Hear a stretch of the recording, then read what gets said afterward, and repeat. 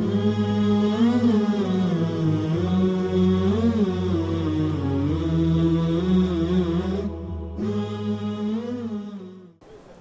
باللہ من الشیطان اللعین الرجیم بسم اللہ الرحمن الرحیم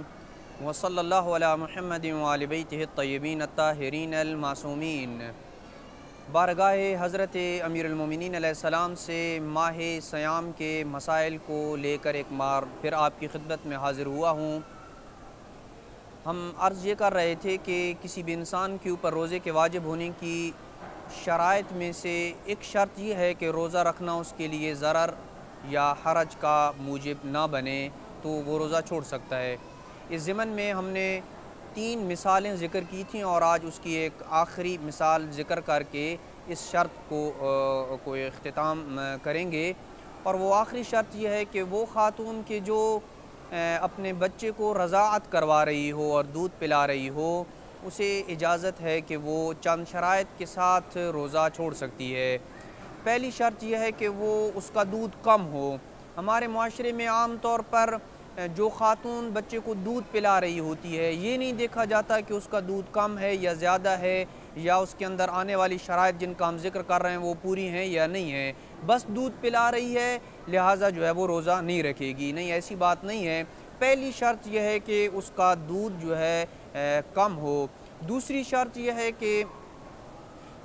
خود اس خاتون کو یا اس کے بچے کو رضاعت کی وجہ سے ضرر ہو تو تب وہ جو ہے وہ روزہ چھوڑ سکتی ہے۔ اور تیسری شرط یہ ہے، اور اس کی طرف بھی بہت کم لوگ متوجہ ہیں، کہ اس بچے کی غذا فقط ماں کا دودھ ہو، کوئی اور چیز وہ بچہ نہ کھاتا پیتا ہو، یا کوئی اور چیز فرض کریں کوئی اور دودھ پیتا ہے یا کوئی اور خاتون اسے دودھ پلاتی ہے، تو وہ کوئی اور دودھ یا کسی اور خاتون کا دودھ اس بچے کے لیے ضرر کا موجب بنتا ہے اور اس کے لیے نقصان دہ ہے وہ دودھ، تو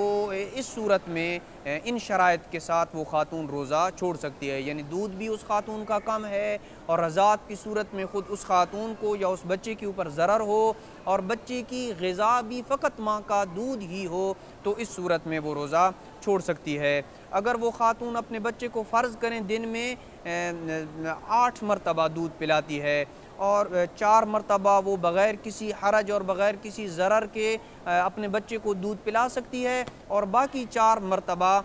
کوئی اور چیز یا کوئی اور دودھ بچے کو پلا دے جو بچے کے لیے باعث ضرر نہ ہو، تو اس صورت میں خاتون کے لیے درست نہیں ہے کہ وہ روزہ چھوڑے، بلکہ واجب ہے کہ وہ روزہ رکھے گی۔ اب جن شرائط کے ساتھ جن کا ہم نے تذکرہ کیا ہے، خاتون اگر روزہ چھوڑ دیتی ہے تو اس کے اوپر ضروری ہے کہ وہ بعد میں اس روزے کی قضا بھی کرے، اور ہر روزے کے بدلے میں 750 گرام گندم یا آٹا وغیرہ کسی فقیر کو دے، اور اس کو فدیہ کہا جاتا ہے، جس کا تذکرہ بعد میں کیا جائے گا کہ یہ گندم یا آٹا وغیرہ ہی دینا ہے، فدیے میں قیمت دینا کفایت نہیں کرتا ہے۔ وصلی اللہ علی محمد وآل بیتہ الطیبین الطاہرین المعصومین۔